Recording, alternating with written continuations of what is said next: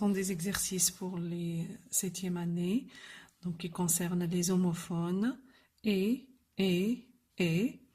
en et en. Donc, comme on a vu, les homophones, ce sont des mots qui s'écrivent de manière différente, mais qui se prononcent de la même manière.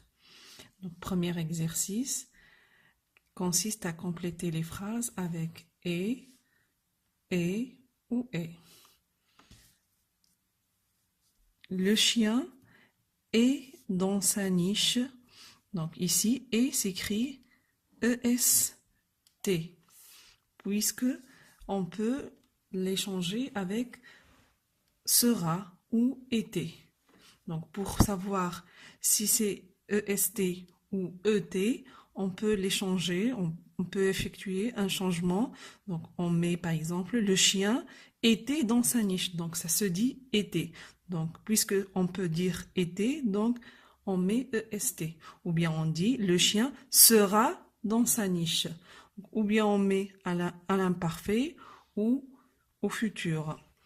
Donc le chien est dans sa niche et, donc ET, et il ronge son os.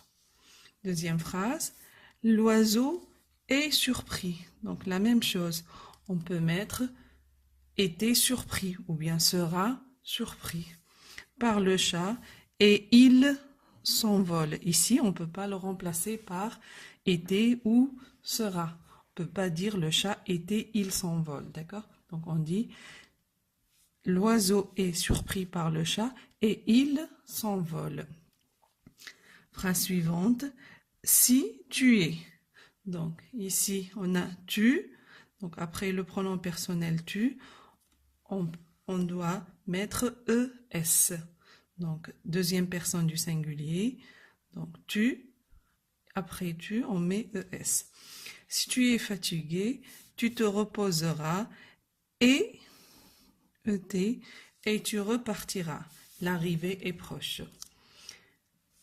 Quand la barrière est baissée, il faut s'arrêter et attendre le passage du train. Phrase suivante. Tu es content des cadeaux qui te sont offerts. Ce chanteur est célèbre. Donc on peut mettre ce chanteur sera célèbre. Et le public l'acclame. La récolte de blé est abondante, donc on peut remplacer par sera abondante. Et on ne manquera pas de pain.